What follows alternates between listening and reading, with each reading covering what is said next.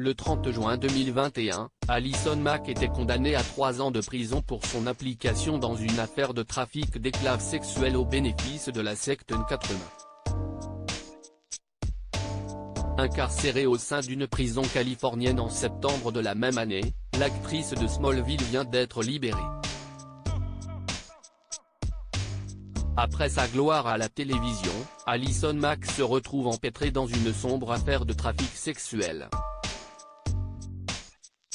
Soupçonnée d'avoir manipulé et recruté des femmes afin qu'elles deviennent des esclaves sexuels pour la secte N4M dirigée par Keith Raniere, l'actrice américaine est arrêtée par le FBI en 2018 alors qu'elle se trouve au Mexique avec ce dernier. L'histoire commence aux alentours de 2007, période au cours de laquelle elle assiste à sa première réunion. La vedette de Smallville rejoint rapidement la dite secte et son groupe secret de maîtres esclaves Dominus Obsequius Sororium, soit le maître au-dessus des femmes en latin. À la fin de la série en 2011, l'interprète de Chloé Sullivan se consacre entièrement à son rôle auprès du gourou, qu'elle considère comme son maître, jusqu'à devenir numéro 2 de l'organisation. En avril 2019, Alison Mack reconnaît les faits et plaide coupable des accusations de racket et de complot de racket avec extorsion et travail forcé.